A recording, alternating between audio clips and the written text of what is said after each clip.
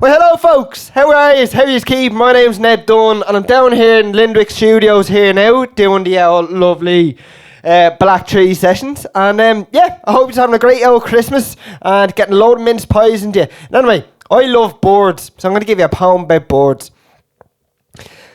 An explosion of mottled colour. See 50,000 birds shot upwards in a rainbow's dance, not all of the same shape nor size, but there is a small sparrow. See, brown and short-beaked is he, singing a song not to be heard but to be worshipped. For it told tales not of this land but whistled like summer wheat in fields never seen. I am lonesome, cried the sparrow. To which the swan replied, as am I, for I have lost that which is dearest, and now when I cackle I hear naught or reply. See, my dearest love is dead and buried beneath stones. And I hovered there, suspended in the darkening sky, surrounded in noise of 50,000 birds, singing and dancing and crying. I must truly be a noble creature. For I have rested in the hawthorn, and it told me so as even as it pricked my breast, sang the thrush as he soared by, and up they rose, or the ghostly whisper of wind cackled through clouds and feathers. There, nestled in the nape of a falcon's neck, clung the sparrow. And with the earth disappearing below in dust, the king wren gave his song. I have cried for them all. See, my voice was bent in its lending to the craw, and now I grow tired. But if I would ever return to the loving nest I left and feed from the loving lilt of my mother, I would gladly throw myself into the ground in one final dance. And watching this racket disappear into unknown skies, the sparrow released his grasp from the nape of ambition, of longing. And without a flutter nor a sound, the sparrow descended, watching the mottled crowd turn to candles and firelight, ever dancing upwards in disarray as they called and cried and sang to each other. And in his final moments he gave a shriek and cry to stun the flock above. They came to a halt and listened. For there has never been a time where I felt such joy, where our voices together made music, and now I fall away to bear witness to the beauty that this loneliness has been. I could stay a while longer in this, but oh, how beautiful this dance among you all tonight has been. To share myself in your likeness. For a sparrow, a man is not defined by the spread of his flight, but by the light that he shines upon others. Thank you. Also, I was told, get plenty of ishka into you. I tell you, if I could drink more ishka, Jesus, I tell you what, I'd be fucking some poet, I tell you. Anyway, I'll be honest, there's more poetry in liquor, I tell you. But anyway, next poem I'm going to give you is called Lampshade. And basically about a fella there now just going off on a big journey. Anyway, see, the sun was out this morning. See, no clouds are held up high there in the sky. It was clear.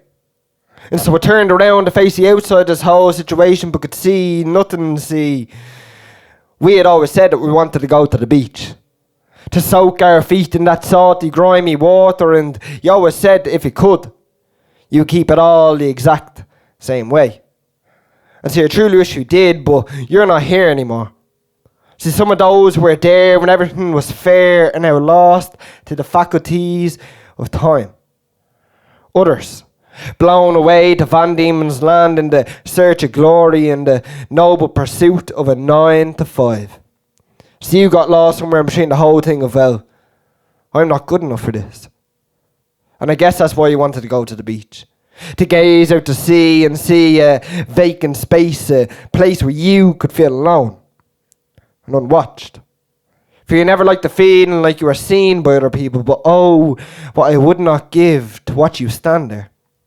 Maybe your fingers wrapped around an ice cream cone and steam from a coffee to flicker its fickle way up towards your nostrils, to see you bend down, hunched over with buckled knees, reaching for the smooth stone, to send a skipping its way across rough waters and eventually sink, like you did, into the cloudy recesses of your thoughts, down there among that dark pit. So you were my friend, and they are gone. And I can't let myself believe it, as I should have seen the signs, but now that you are no longer here, I go visit the places that we frequented and wait, expecting you to walk through that door with sunglasses hanging from the nape of your shorts and splattered stains on the end of your trousers and the beaming smile. Just suppose every light bulb needs a shade. And after what happened, now that you are gone, well, I've gone and taken the lampshades off every light bulb in my house. In your memory, I will live like this, in the memory of your blinding brightness. So that was the lampshade there now anyway. And also, to be honest with you, sometimes light bulbs are a bit mad weird anyway, but sure, look, we'll ignore that. Next poem I'm going to give is a mixture of 3 stories. And I'm mad about my Irish mythology. So, I don't know if you know, Bridget was actually originated from a pagan goddess, Saint Bridget. And I got mad into it. And as I was reading more and more, and meeting more characters, and talking about me nanny, and hearing all these different stories, a poem fell out of me. Bit like a bit of diarrhea in the morning after you have a couple of too many pints. But anyway, I digress. This is the tragedy of Christy O'Sullivan. He recalls their glorious days of youth. I don't know if they're roving through the fields and their ventures to the sea. See, vernacular tones are virtually held in a manic dance of violent tongues, was he was a Protestant, see, and she was a Catholic. See, religious motifs are pictured above their lowly cabin door. Her religion was her own, not one of inheritance, despite the stained glass windows that displayed pure godliness. And sure, it wasn't a sin to love across the wall. Oh, she was glorious. Gracious in her presence, her name, it was Bernadette, a Bridget. Weaving her crosses into funny shapes while spreading a blanket below burrowed feet. And with it, Christy buried his heart. See, you are the shame of our family, both sides screamed, but sure, both sides of the tide roared a ruptured tune, for it was backwards blasphemy in a way. For how can one profess love and yet in the face of it simply deny its exasperated cry? Our days are numbered. And love is not a blanket that stretches across the land, but see, I recall that we got married in the Catholic church down the road from where you were born. And I suffered. Our firstborns died. Our second was born with a heart too small to beat. And with it, Chris's heart bled, as the Bernadette's. And when we had our first son and we bought his first pair of shoes, we had them bronzed, brazenly proud of our feet. For we both were discarded by those who proclaimed to love us. For that we should love ourselves despite our own familial failure, so let us greet each other with a kiss. Love that is transfixed deserves to be transferred. Now see, we have 6 pairs of bronzed brogues now, and they sit by the sitting room window, ornaments, tales of our glorious tragedy. And she never forgave herself. Our firstborns never even got buried, just evicted from the temple of your womb. Their tiny bodies carried away and discarded without a name, and with it you slowly began to forget your own, despite the warmth of your children's touch. For you can never let go of the children you never knew. You just cherish your childlike memories, wishing them a wonderful will. And when I saw you boil the kettle today, you burnt the coil because, well, there was no water in it.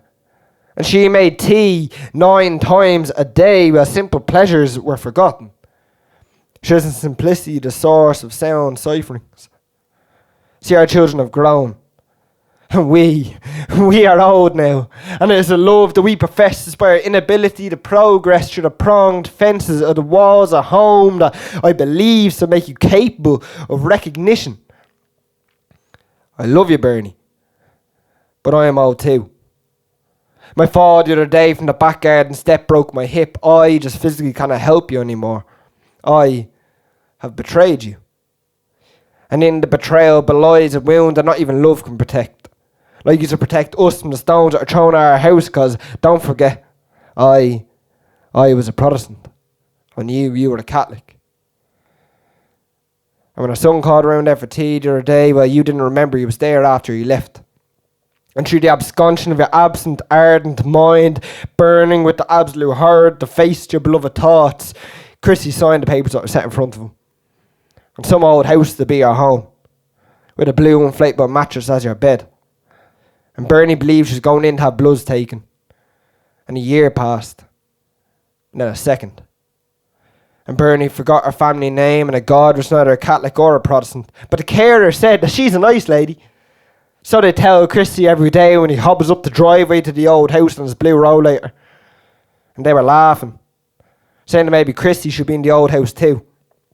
But to him, the carers can never understand that Bernie is not just a nice lady. She is an immaculate Saint Bridget of Ireland. And Christy's heart ached. With ache that you or I can never understand. And she's dying. And the two once young lovers are tangled and entwined in one final embrace. But she forgets that final hug. And as she cried out in the middle of the night in her final moment of clandestinely illicit clarity for her husband, her Christy, to be by her blue mattress bedside. Well, Christy didn't know. And Christy forgot. Thank you.